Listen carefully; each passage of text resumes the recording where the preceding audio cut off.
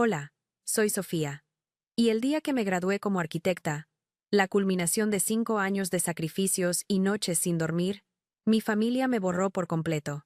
No hubo una llamada, ni un mensaje, ni una flor. En su lugar, organizaron una cena de lujo para celebrar que mi hermana menor, Valentina, había ganado un concurso de talentos de la escuela. Me sentí completamente invisible. ¿Alguna vez te han hecho sentir que tus mayores logros no valen nada comparados con la cosa más insignificante de otra persona? Antes de que te cuente el mensaje exacto que mi madre me envió esa misma noche, un mensaje que no pedía perdón, sino dinero, y que se convirtió en el catalizador de todo. Déjame un comentario diciéndome desde dónde me estás viendo, y suscríbete al canal. Créeme, no querrás perderte lo que sucede cuando te das cuenta de que tu único valor para tu familia es el de un cajero automático y decides cerrar la cuenta para siempre. Esa mañana me había levantado con una estúpida pizca de esperanza. A mis 24 años, una parte de mí todavía anhelaba su aprobación.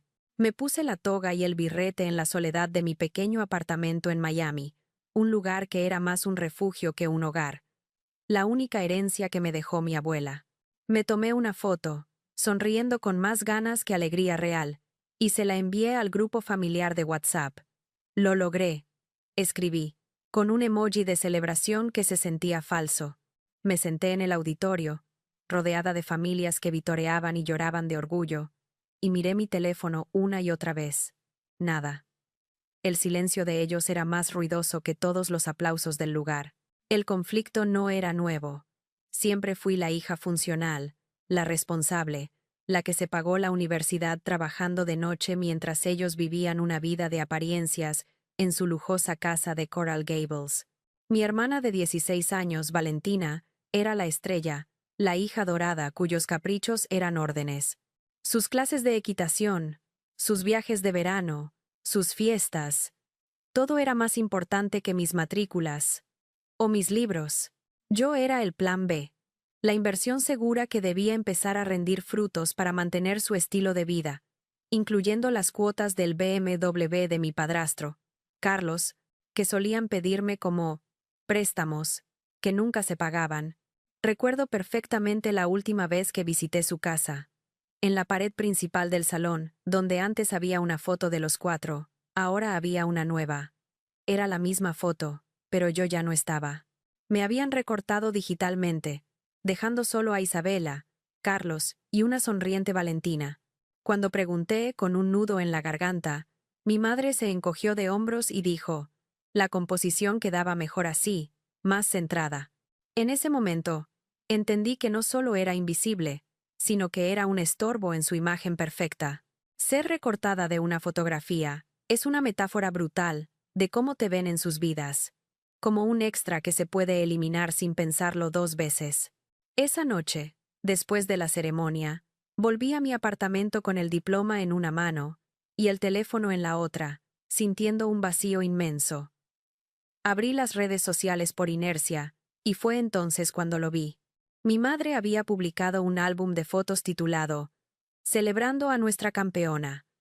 Las imágenes mostraban a mi familia en uno de los restaurantes más caros de la ciudad, brindando con copas de champán. Valentina sostenía un pequeño trofeo de plástico, sonriendo como si hubiera ganado un Oscar. La publicación estaba llena de comentarios de amigos y familiares felicitándolos. Ni una sola mención a mi graduación. El dolor fue tan agudo y físico que sentí que me faltaba el aire. La humillación no fue privada. Fue una declaración pública de mi irrelevancia. Fue en ese preciso instante que algo dentro de mí se rompió para siempre. No fue una explosión de ira, sino una implosión silenciosa y fría. La tristeza se evaporó, y en su lugar quedó una calma aterradora, una certeza absoluta. Se había acabado. Se habían terminado las esperas, las justificaciones, las migajas de atención que yo misma me obligaba a buscar. Comprendí que había estado regando una planta de plástico, esperando que floreciera. El problema no era yo, ni mi esfuerzo, ni mis logros. El problema era que para ellos, yo simplemente no contaba, a menos que mi nombre apareciera en una transferencia bancaria. Me quité el vestido de la graduación y lo dejé caer al suelo. Caminé hacia la ventana de mi apartamento, el que mi abuela me dejó con una advertencia en su testamento. Para que siempre tengas tu propio lugar, Sofía, un refugio donde nadie pueda hacerte sentir pequeña. Miré las luces de Miami y por primera vez no me sentí sola, sino libre. Libre de la pesada carga de necesitar su validación. Ya no sentía la necesidad de pertenecer a esa familia que me había editado de su propia historia. La paz que sentí en ese momento fue extraña, como la calma que precede a la tormenta que tú misma vas a desatar. Y justo entonces, como si el universo tuviera un retorcido sentido de la ironía, mi teléfono vibró sobre la mesa. Era un mensaje de mi madre, el primero en todo el día. No decía, felicidades, ni, ¿cómo estás? El texto era corto, directo y brutalmente predecible, resumiendo toda nuestra relación en unas pocas palabras. Decía: la fiesta de 16 de Valentina es en una semana. Necesitamos $3 para el organizador de eventos. Transfiérelos. Leí el mensaje 1, 2, 3 veces. Y en lugar de llorar o gritar, una pequeña sonrisa se dibujó en mi rostro. No tenía ni idea de que acababan de darme la herramienta perfecta para cortar el último hilo que me unía a ellos. Esa sonrisa no era de alegría, sino de una lucidez helada, casi quirúrgica. Por años, había jugado un juego con reglas que ellos inventaban y cambiaban a su antojo, un juego en el que yo siempre perdía. Pero con ese simple mensaje de texto, mi madre, Isabela, acababa de entregarme el manual de instrucciones completo, revelando la única regla que importaba: el dinero. Y yo, por primera vez en mi vida, tenía el control total del tablero. El poder no estaba en los $3,000 que pedía, sino en mi capacidad para decir que no. El poder estaba en entender que su amor, su atención y hasta su reconocimiento tenían un precio, y yo ya no estaba dispuesta a pagarlo. Esa noche, el diploma de arquitecta que descansaba sobre mi mesa de café se sintió menos como un logro académico, y más como una declaración de independencia. Recordé las palabras exactas de mi abuela, sentada en este mismo sofá, unos meses antes de fallecer. Me entregó una carpeta de Manila que contenía la escritura del apartamento y una copia de su testamento. Sofía, mi niña, me dijo con su voz suave pero firme. El mundo puede ser un lugar ruidoso, y a veces, el ruido más fuerte viene de la gente que se supone que debe protegerte. Este lugar es tu silencio. Es tu fortaleza. Aquí, nadie puede dictar tu valor ni ponerle un precio a tu paz. Prométeme que nunca dejarás que nadie te lo quite, ni con gritos, ni con lágrimas, ni con chantajes. En ese momento, sus palabras me parecieron un poco dramáticas, pero ahora, mirando el mensaje de mi madre, entendí la profundidad de su sabiduría. Mi abuela no solo me había dejado un techo, me había dejado un escudo.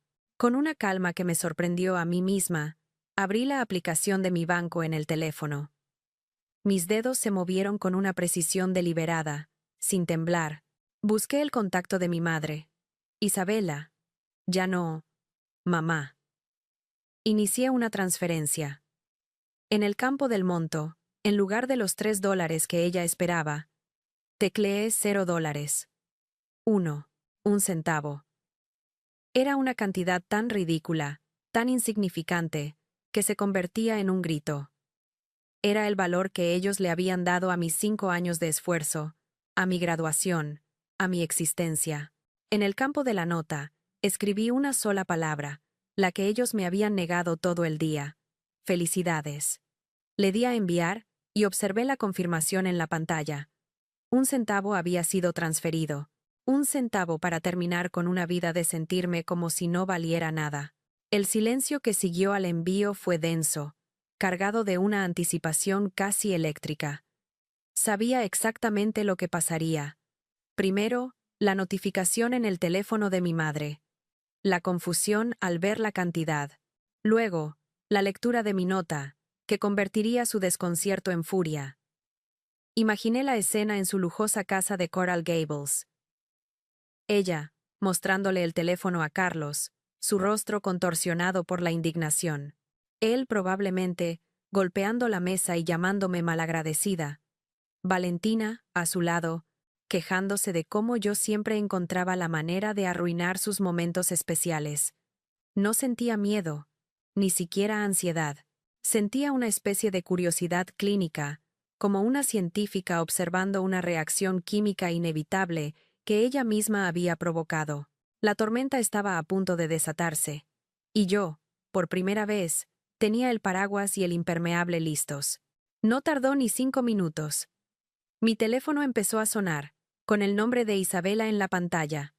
Dejé que la llamada fuera al buzón de voz. Inmediatamente después, sonó de nuevo. Era Carlos. También lo ignoré. Entonces, comenzó el diluvio de mensajes de texto. Eran una avalancha de acusaciones y veneno. ¿Qué clase de broma es esta, Sofía?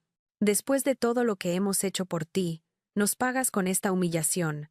Eres una egoísta y una malagradecida. Tu hermana está llorando por tu culpa.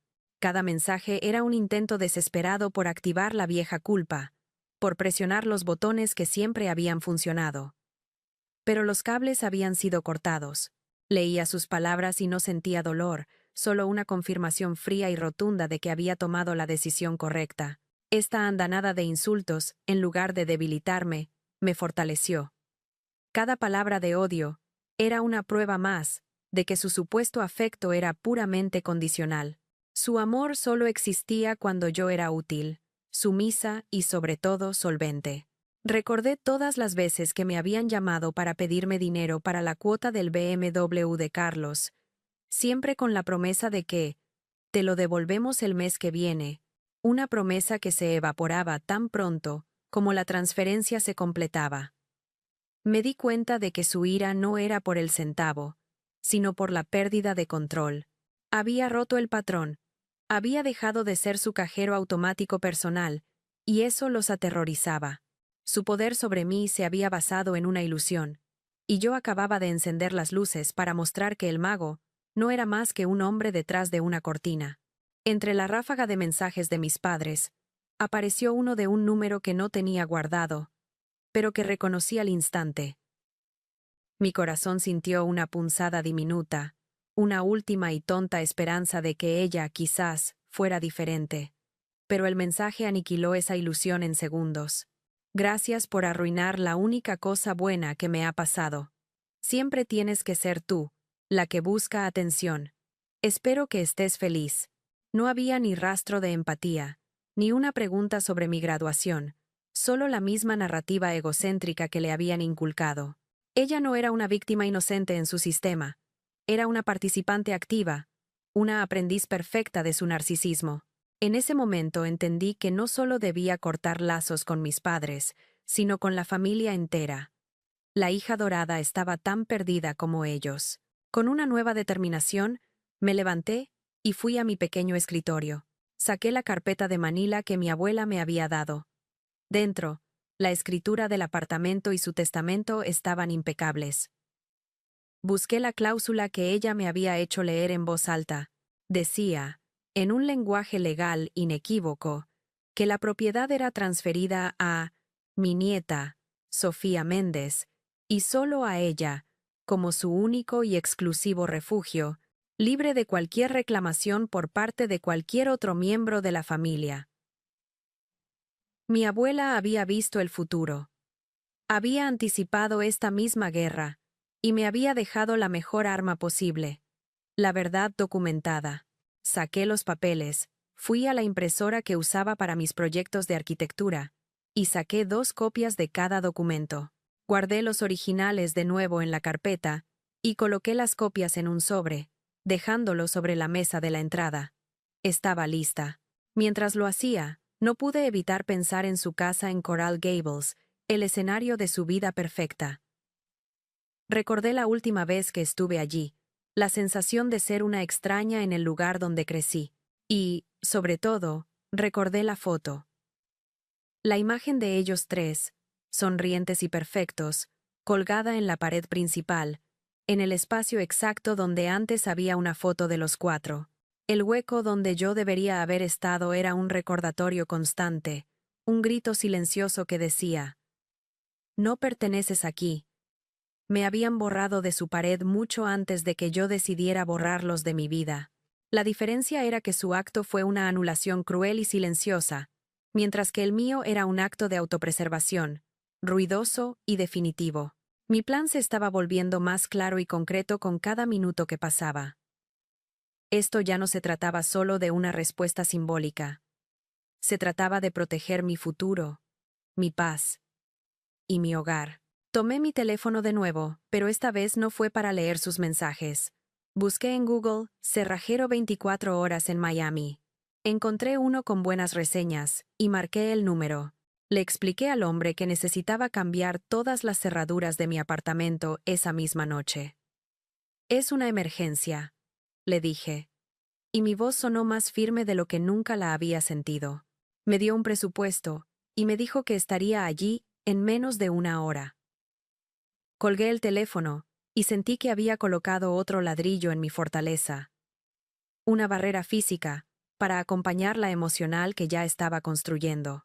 Mientras esperaba al cerrajero, me serví un vaso de agua y me paré junto a la ventana, la misma desde la que había mirado las luces de la ciudad horas antes.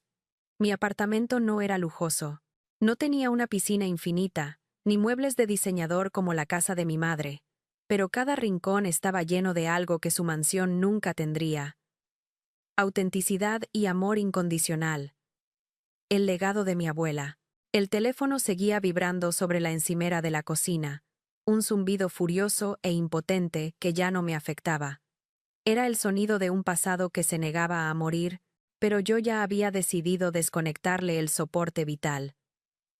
La calma que sentía era profunda, como el silencio después de una larga y dolorosa fiebre. Sabía que la confrontación real, la cara a cara, era inevitable. Pero por primera vez, no les tenía miedo. Que vinieran. Los estaba esperando. El cerrajero llamó para decir que estaba a 10 minutos de distancia. Mientras esperaba, el zumbido incesante de mi teléfono sobre la encimera de granito era el único sonido en el apartamento. Una banda sonora para el drama que se avecinaba. Cada vibración era un recordatorio de la tormenta que se estaba gestando en Coral Gables, a solo unos kilómetros de distancia. No leí los mensajes. No necesitaba hacerlo. Conocía el guión de memoria, la indignación, las acusaciones, el chantaje emocional. Pero esta vez, la obra se representaría sin su actriz principal. Me acerqué a la ventana y miré hacia la calle. La tranquilidad que estaba a punto de comprar, el silencio que me costaría una familia, se sentía como la inversión más inteligente de mi vida. No estaba huyendo de ellos. Estaba construyendo un muro, y cada ladrillo era una humillación pasada, una promesa rota, una lágrima ignorada. El hombre llegó puntual. Era mayor, con manos callosas que hablaban de una vida de trabajo honesto. No hizo preguntas, simplemente se puso a trabajar, y el sonido del taladro perforando la vieja cerradura fue extrañamente terapéutico. Cada vuelta del metal era como una liberación, un corte quirúrgico para extirpar una parte enferma de mi vida.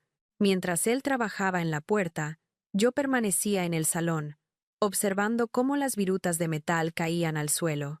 Eran los restos de mi antigua vida, los fragmentos de una puerta que siempre había estado abierta para ellos, para que entraran y salieran a su antojo, llevándose mi paz, mi energía y mi dinero. El ruido era fuerte, pero por dentro yo sentía un silencio absoluto. Era el sonido de una decisión irrevocable, un punto final que resonaba más que cualquier grito que pudieran lanzarme. Con el taladro de fondo, mis ojos se posaron en mi diploma, todavía en su elegante carpeta sobre la mesa de café. Lo abrí y leí mi nombre impreso en una tipografía ornamentada. Sofía Méndez, arquitecta.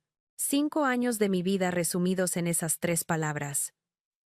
Había diseñado edificios imaginarios, puentes que conectaban ciudades y espacios que pretendían mejorar la vida de las personas. Y ahora, mi primer proyecto real no era de acero y hormigón, sino de límites y autoestima. Estaba diseñando mi propia vida, comenzando por fortificar la estructura más importante. Mi hogar. Mi santuario. El legado de la única persona que realmente había creído en mí. El resto de la construcción, la de mi futuro, dependía enteramente de mí. Justo en ese momento, mi teléfono vibró de una manera diferente. No era una llamada, sino un solo mensaje de texto. Era de Isabela. Mi instinto me dijo que lo ignorara. Pero algo me obligó a mirar. El tono había cambiado drásticamente. Ya no había ira ni insultos. El mensaje era de una dulzura empalagosa y artificial. Decía: Sofía, mi amor, sé que estás herida, y probablemente estamos exagerando. Por favor, hablemos. Tu abuela nos querría unidas. Sabes que este apartamento siempre fue un lugar para toda la familia. No dejes que un malentendido nos separe. Sentí un escalofrío recorrer mi espalda. Esa era la verdadera Isabela. No la que gritaba, sino la que susurraba veneno. La manipulación era tan flagrante, tan calculada, que me revolvió el estómago. Acababa de darme la pieza final del rompecabezas, la mentira que usarían como arma. Ese mensaje fue la confirmación definitiva. Su amor no era real, su ira no era honesta, y ahora, su arrepentimiento era una farsa. La mención de mi abuela, usar su memoria para intentar derribar mis defensas, fue el golpe más bajo de todos. Mi abuela, que había visto su egoísmo de primera mano, que me había advertido sobre su capacidad para el chantaje. Ellos no la conocieron. Solo vieron su generosidad como un recurso para explotar. Ahora entendía que su lucha no era por recuperar a su hija, sino por recuperar el acceso a una propiedad, a un cajero automático. La frase, un lugar para toda la familia, no era un recuerdo afectuoso. Era una reclamación de propiedad. Una semilla que estaban plantando para la batalla que sabían que se avecinaba. Y yo, gracias a su propia torpeza, ya estaba preparada para ella. El cerrajero terminó su trabajo. «Listo, señorita. Fuerte como una caja fuerte», dijo, limpiándose las manos en un trapo. Me entregó un pequeño llavero con 3 llaves nuevas y brillantes. Al tomarlas, sentí su peso en mi palma.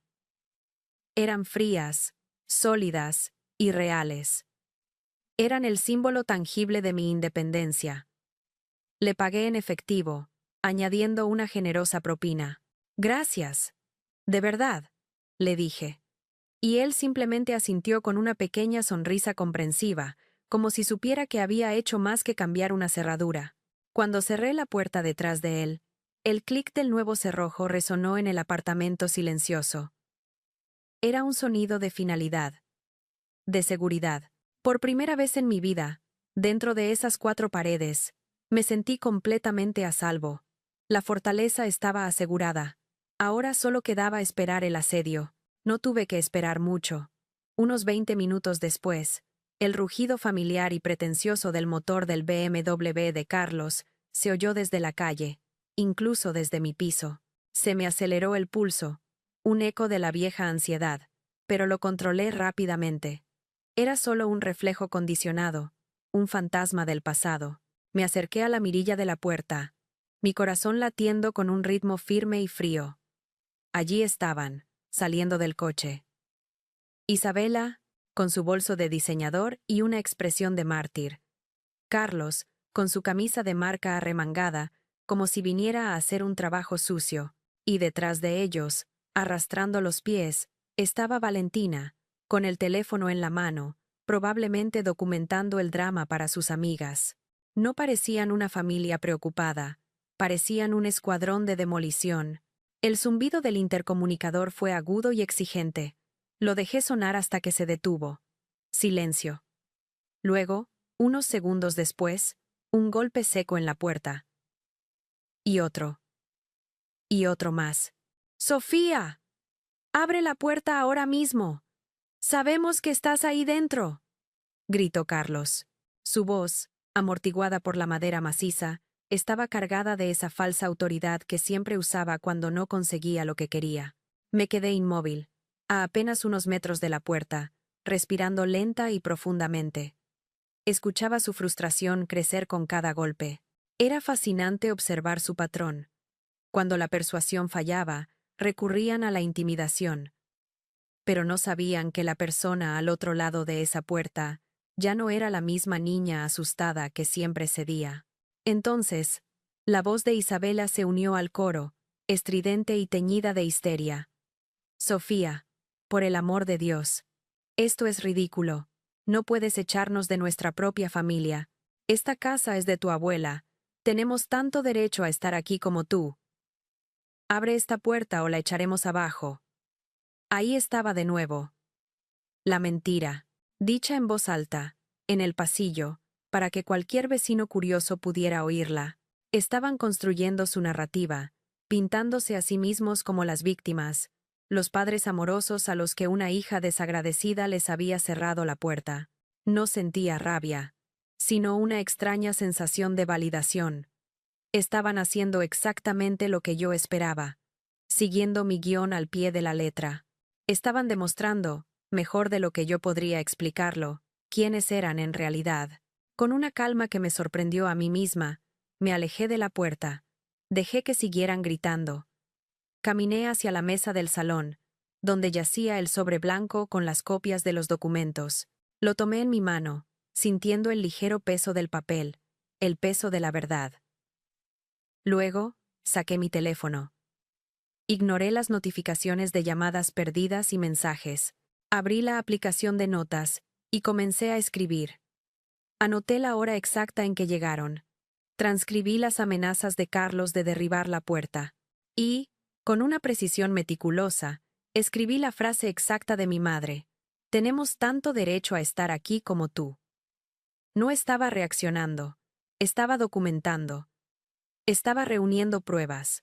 La arquitecta en mí estaba trazando los planos de su defensa, y cada grito, cada mentira que ellos lanzaban contra mi puerta, se convertía, sin que ellos lo supieran, en otro ladrillo para mi fortaleza. Los gritos de mi madre sobre nuestro derecho a estar allí se desvanecieron, reemplazados por un murmullo furioso.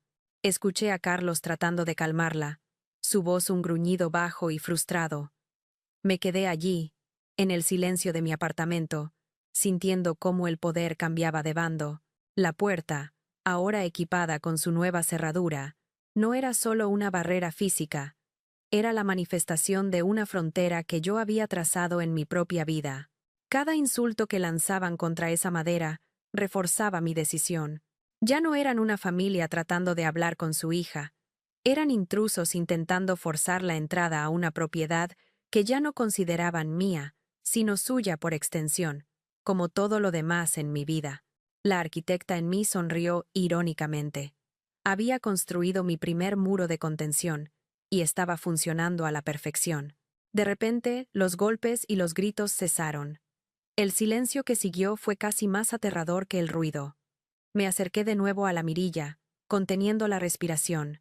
Estaban de pie en el pasillo, Isabela con los brazos cruzados, luciendo indignada, mientras Carlos caminaba de un lado a otro, con el teléfono pegado a la oreja. Valentina se había sentado en el suelo, apoyada contra la pared, absorta en su propio mundo digital, completamente ajena a la gravedad del momento. El breve cese del asalto directo no significaba que se hubieran rendido, significaba que estaban cambiando de estrategia. Estaban reagrupándose, buscando una nueva arma, una que creyeran que yo no podría contrarrestar. La calma antes de la verdadera tormenta siempre es la más engañosa, y yo sabía que lo que venía a continuación sería calculado para infligir el máximo daño público. Pude oír fragmentos de la conversación de Carlos a través de la puerta. Palabras como, mi hijastra, inestable, nos ha echado, y propiedad familiar. Mi sangre se heló, pero no de miedo, sino de una rabia cristalina. Estaba llamando a la policía. Estaba fabricando una narrativa en la que yo era la villana desequilibrada y ellos las víctimas indefensas. Estaba usando la ley, la misma herramienta que yo planeaba usar para defenderme, para atacarme primero. Era un movimiento audaz y despreciable, típico de él. Contaban con que yo me asustaría, que la simple presencia de la autoridad me haría desmoronarme y ceder. No se les ocurrió ni por un segundo que yo podría estar preparada, que la niña a la que siempre habían subestimado podría haber anticipado su jugada más sucia. Mi mente de arquitecta se activó, no con pánico, sino con una lógica fría. Estaba diseñando una defensa, no un ataque. Cada pieza de mi plan tenía un propósito estructural, tenía los cimientos, la escritura y el testamento de mi abuela. Tenía las paredes, la ley de propiedad privada. Y tenía la llave, la verdad. Caminé de regreso a la mesa de la entrada y toqué el sobre blanco. Dentro no había solo papeles, estaba la voz de mi abuela, protegiéndome desde más allá de la tumba. Luego miré mi teléfono, la pantalla todavía iluminada con el mensaje de mi madre, pidiendo los $3,000. Esa era la viga maestra de mi argumento, la prueba irrefutable de sus verdaderas intenciones. No estaban allí por amor familiar. Estaban allí por un cajero automático, que se había declarado fuera de servicio. Mis ojos se posaron en una pared vacía en mi salón, justo enfrente del sofá. Era el lugar perfecto para un cuadro grande o una fotografía. Inevitablemente, recordé la foto mutilada en su casa de Coral Gables, el espacio en blanco donde yo solía estar. Me habían borrado de su historia visual, de su narrativa de familia perfecta. En ese momento, tomé una decisión. Cuando todo esto terminara, en esa pared vacía, colgaría la foto más grande que pudiera imprimir. Yo, sola, con mi toga y mi birrete, sonriendo no para ellos, sino para mí. No sería un acto de venganza, sino de reclamación.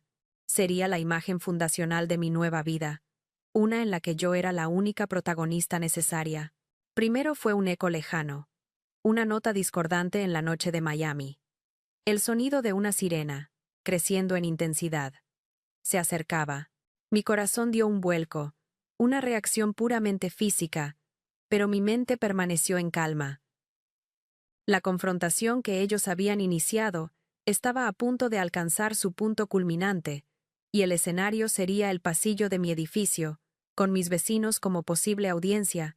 Me pregunté qué sentirían ellos. La vergüenza, la humillación pública. Luego me di cuenta de que probablemente no sentirían nada de eso. En su mente, eran los justos, los padres agraviados. Su capacidad para la autoilusión era su mayor superpoder, pero también era su talón de Aquiles, porque les impedía ver la realidad que estaba a punto de golpearles en la cara. Con la precisión de quien prepara una presentación final para un cliente importante, coloqué el sobre blanco junto a mi teléfono sobre la pequeña mesa del recibidor. Abrí el teléfono y dejé en la pantalla el mensaje de texto de Isabela, visible y condenatorio. No necesitaba decir mucho. Los documentos y ese mensaje hablaban por mí. Contaban la historia completa. La historia de una abuela sabia que protegió a su nieta, y la historia de unos padres que solo veían a su hija como una transacción. Me alispé el sencillo vestido que llevaba puesto y respiré hondo. No había ira en mi interior, solo una resolución tranquila. Iba a defender mi hogar, mi paz y mi futuro. Y lo iba a hacer con la misma calma y profesionalidad con la que presentaría el diseño de un edificio. En los segundos que tardaron los pasos en llegar desde el ascensor hasta mi puerta, pensé en mi abuela.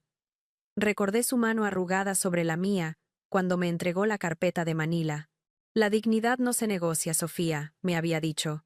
Y tu hogar es el palacio de tu dignidad. En ese momento, sentí su presencia conmigo, no de una manera mística, sino en la fuerza de sus convicciones, que ahora eran las mías. Esto no era solo una pelea por un apartamento en Miami, era la defensa de su legado, la culminación de la lección más importante que me había enseñado. Que mi valor no lo determinaba la familia en la que nací, sino la vida que yo construyera para mí misma. Y mi vida comenzaba esa noche, al otro lado de esa puerta. El golpe en la puerta fue diferente esta vez. No era el puñetazo furioso de Carlos, ni los golpes desesperados de Isabela. Era un golpe firme, metódico, sin emoción, 3 toques, seguidos de una voz clara y autoritaria. Policía de Miami-Dade. Abra la puerta, por favor. El momento había llegado. La adrenalina recorrió mis venas, pero no era la adrenalina del miedo, sino la de la certeza. Caminé lentamente hacia la puerta. Cada paso una reafirmación de mi decisión. Mis dedos, fríos pero firmes, se posaron sobre el nuevo y reluciente cerrojo. Giré la llave, luego el pestillo. El sonido metálico pareció resonar en todo el edificio. Un anuncio de que el acto final estaba por comenzar. Respiré hondo, contuve el aire por un segundo, y abrí la puerta. La escena era exactamente como la había imaginado. Una composición perfecta de su propia creación. 2 oficiales de policía, un hombre y una mujer, estaban de pie frente a mí, con expresiones neutrales pero atentas. Y justo detrás de ellos, flanqueándolos como si fueran sus guardaespaldas personales, estaban Isabela y Carlos. Mi madre tenía lágrimas falsas brillando en sus ojos, una máscara de angustia perfectamente ensayada. Mi padrastro tenía una expresión de grave preocupación, el hombre de familia tratando de resolver una crisis. En sus rostros vi un destello de triunfo, la creencia segura de que habían ganado, de que la niña finalmente había sido acorralada. No tenían ni la más remota idea de que no habían acorralado a una presa, sino que acababan de entrar voluntariamente en una trampa que ellos mismos habían ayudado a construir. La oficial, una mujer de mirada perspicaz, fue la primera en hablar. Su voz era tranquila, pero no admitía réplicas. Señora, dijo, dirigiéndose a mi madre, ¿podría explicarme qué está pasando aquí? Isabella, en una actuación digna de un premio, se secó una lágrima inexistente y señaló hacia mí. Oficial, ella es mi hija, Sofía. No sabemos qué le pasa. Está inestable. Cambió las cerraduras de nuestro apartamento familiar y no nos deja entrar. Estamos muy preocupados por ella. Carlos asintió con gravedad, colocando una mano protectora en el hombro de mi madre. Solo queremos asegurarnos de que esté bien, añadió, su voz goteando una falsa sinceridad que me revolvió el estómago. Estaban pintando un cuadro de locura y preocupación, y yo era el lienzo sobre el que arrojaban sus mentiras. El oficial masculino me miró, esperando mi respuesta. Pude ver una pizca de duda en sus ojos, la semilla de la narrativa que ellos habían plantado. No me inmuté. Mantuve el contacto visual y con una voz que sonó sorprendentemente firme, dije: «Oficiales, por favor, pasen. Creo que puedo aclarar todo esto muy rápidamente». Di un paso atrás, abriendo la puerta de par en par, invitándolos a entrar en mi espacio, mi fortaleza. La sorpresa en los rostros de Isabela y Carlos fue instantánea y palpable. Esperaban que yo gritara, que me desmoronara, que me negara a cooperar. Mientras los oficiales entraban con cautela, mi madre y mi padrastro intentaron seguirlos, pero el oficial masculino levantó una mano. «Esperen aquí en el pasillo, por favor». Por primera vez esa noche, una orden que no era suya los detuvo en seco. Una vez dentro, con la puerta todavía abierta para que pudieran ver y oír todo, guié a los oficiales hacia la pequeña mesa del recibidor. No había pánico en mis movimientos, solo una eficiencia metódica. Tomé el sobre blanco y saqué las copias de los documentos. «Esto», dije, entregándoles la copia de la escritura de la propiedad, «es el título del apartamento. Como pueden ver, está única y exclusivamente a mi nombre, Sofía Méndez». Luego les entregué la copia del testamento de mi abuela. «Y este es el testamento de mi abuela, la propietaria original. Les pido que lean la cláusula tercera, por favor». La oficial tomó los papeles y comenzó a leer en voz baja, su compañero mirando por encima de su hombro. El silencio en el apartamento era absoluto, roto solo por el suave murmullo de su lectura. La cláusula era una obra maestra de la previsión de mi abuela. Decía, en un lenguaje legal claro como el cristal, que la propiedad me era legada, como su único y exclusivo refugio, libre de cualquier reclamación, derecho de ocupación o interferencia por parte de cualquier otro miembro de la familia, incluyendo a su madre, Isabela Rossi, y su padrastro, Carlos Jiménez. Mi abuela no solo me había dado una casa, Me había dado una armadura legal. La oficial levantó la vista de los papeles, y la duda en sus ojos había desaparecido por completo. Ahora había una comprensión fría y profesional. Miró hacia la puerta, donde Isabela y Carlos esperaban, su impaciencia convirtiéndose visiblemente en ansiedad. La base de su mentira, la idea de un apartamento familiar, se había derrumbado con la simple lectura de un párrafo. Esto es ridículo, balbuceó Carlos desde el pasillo, habiendo escuchado lo suficiente como para entender que su plan se estaba desmoronando. Esa anciana estaba senil. Sofía la manipuló. Isabela se unió a él, su voz subiendo de tono. Ella siempre fue una mentirosa. No pueden creerle. Su desesperación los estaba volviendo torpes, sus acusaciones cada vez más salvajes. Ignoré sus gritos. Tomé mi teléfono de la mesa. Oficiales, dije, girando la pantalla hacia ellos. Creo que esto explicará por qué están realmente aquí. En la pantalla, brillante y claro, estaba el mensaje de mi madre. La fiesta de 16 de Valentina es en una semana. Necesitamos $3 para el organizador de eventos. Transfiérelos. Les expliqué. Recibí esto el día de mi graduación de arquitectura. Un día que ignoraron por completo. Ese fue el golpe de gracia. La combinación de la prueba legal irrefutable y la prueba digital de su extorsión financiera pintó un cuadro completo y devastador. La oficial me devolvió el teléfono, su expresión ahora teñida de algo parecido a la compasión. Miró a su compañero y asintió levemente. El juego había terminado. Ya no eran padres preocupados. Eran acosadores intentando extorsionar a su hija en su propia casa.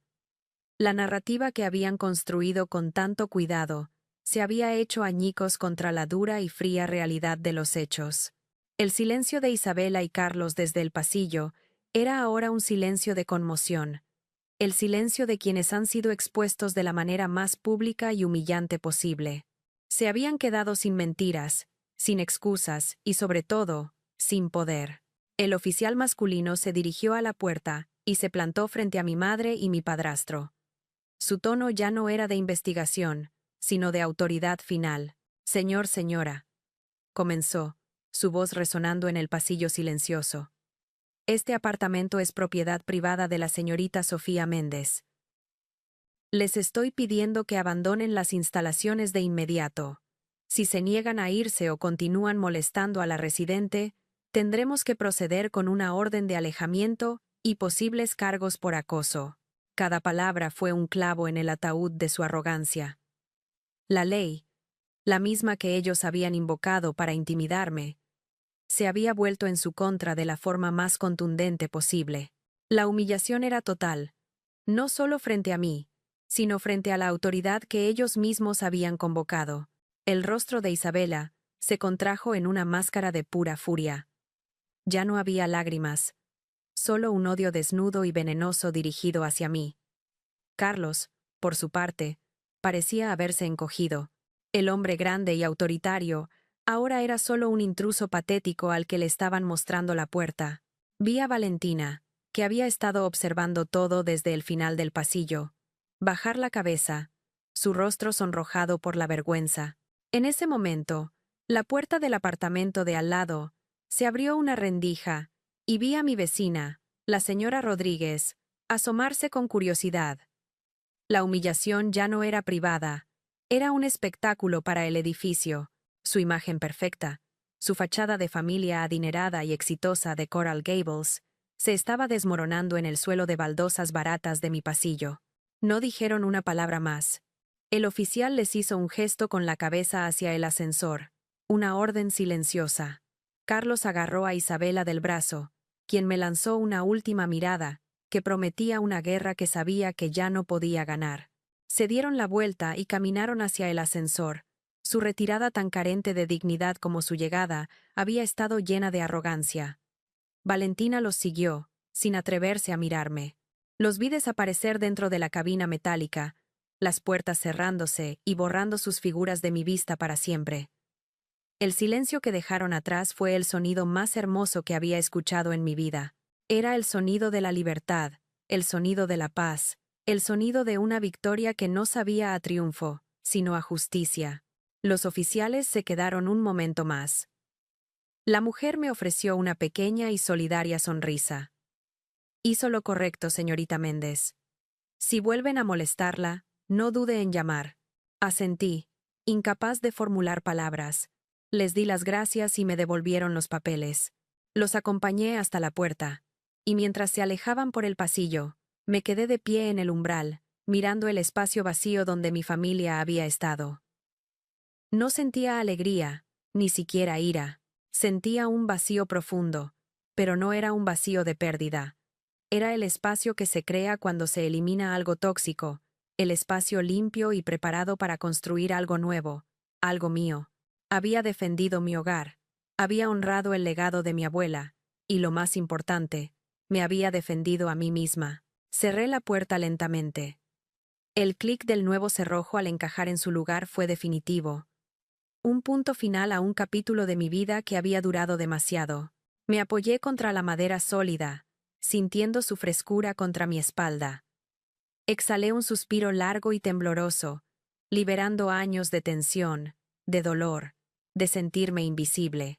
Las lágrimas finalmente llegaron, pero no eran de tristeza.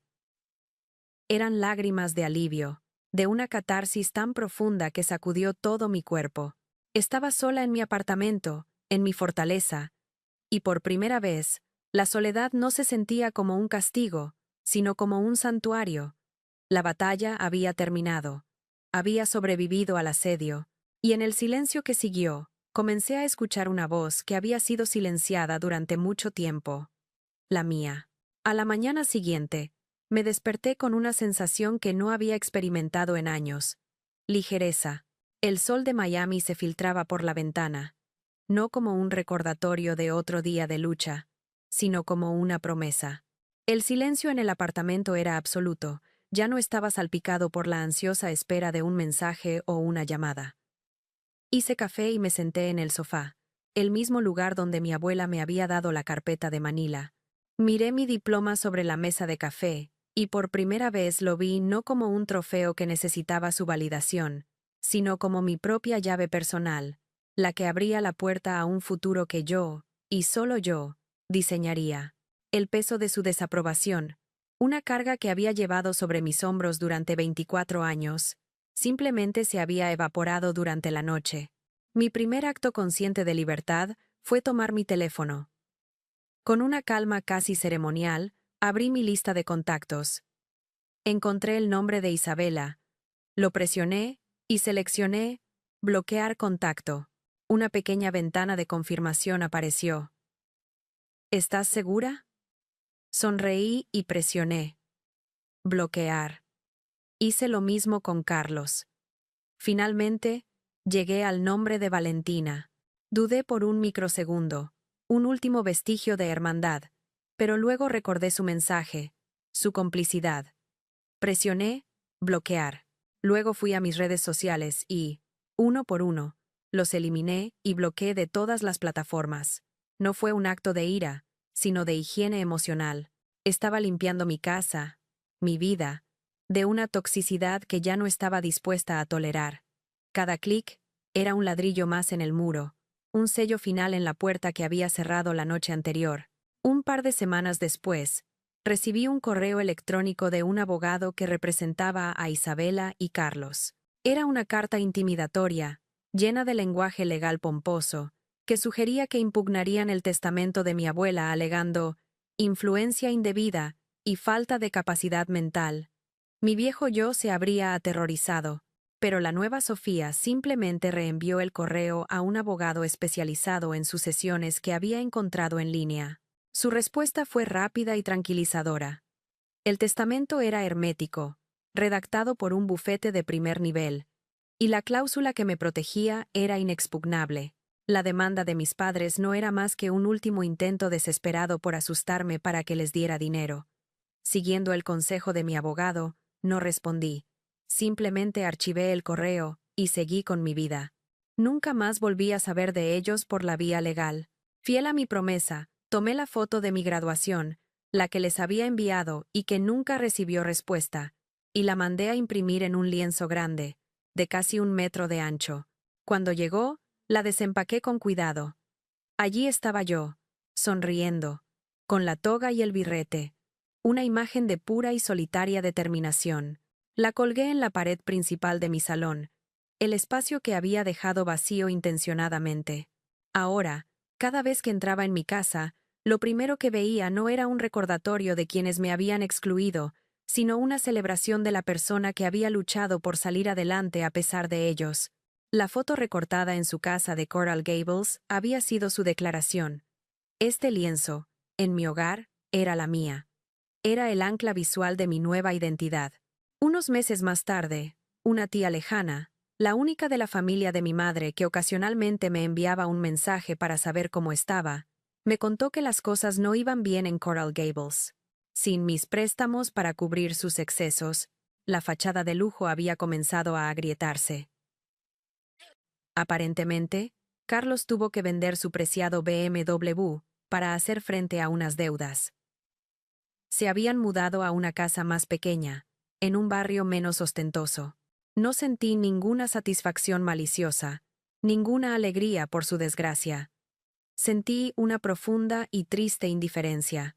Su caída no fue por mi culpa. Fue la consecuencia inevitable de un estilo de vida construido sobre la explotación y la apariencia. Habían perdido mucho más que un coche y una casa. Habían perdido a la única persona que, a pesar de todo, los habría ayudado si alguna vez lo hubieran merecido. La historia de Valentina tuvo un cierre silencioso. Un día, recibí una solicitud de seguimiento en Instagram de una cuenta nueva con un nombre de usuario genérico. Las fotos eran de ella. No acepté, pero por curiosidad, miré su perfil público. Estaba lleno de imágenes de fiestas, ropa de diseñador, y la misma sonrisa vacía que tenía en la cena de celebración de su trofeo de plástico. En su biografía, una frase: viviendo mi mejor vida, sin importar quién intente arruinarla. Comprendí que ella estaba atrapada en su sistema, repitiendo sus patrones de victimismo y culpa. No podía salvarla, y ya no era mi responsabilidad intentarlo. Ella seguiría siendo la hija dorada, en un reino que se desmoronaba. Sentí una punzada de lástima, pero fue fugaz. Mi camino ya no corría paralelo al suyo. En cuanto a mí, mi vida comenzó a florecer de maneras que nunca había imaginado.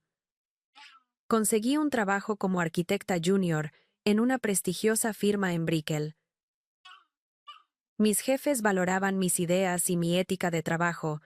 Hice nuevos amigos, personas que celebraban mis éxitos y me apoyaban en mis dudas. Mi apartamento dejó de ser una fortaleza para convertirse en un hogar, lleno de plantas, libros de arquitectura y los sonidos de la música que me gustaba. Las noches ya no estaban llenas de ansiedad, sino de cenas tranquilas, proyectos personales, y la paz de saber que mi espacio, mi tiempo y mi energía me pertenecían por completo. La independencia financiera que tanto anhelaban de mí, la logré para mí, y descubrí que la verdadera riqueza no estaba en el dinero, sino en la autonomía. Isabella, Carlos y Valentina se convirtieron en figuras de un pasado lejano, como personajes de un libro que había terminado de leer hace mucho tiempo. Su estatus en mi vida pasó de ser una herida abierta a una cicatriz pálida, un recordatorio de una batalla que había ganado no con odio, sino con límites. Ya no sentía la necesidad de su aprobación ni el dolor de su rechazo. Eran simplemente personas con las que compartía un poco de ADN, nada más.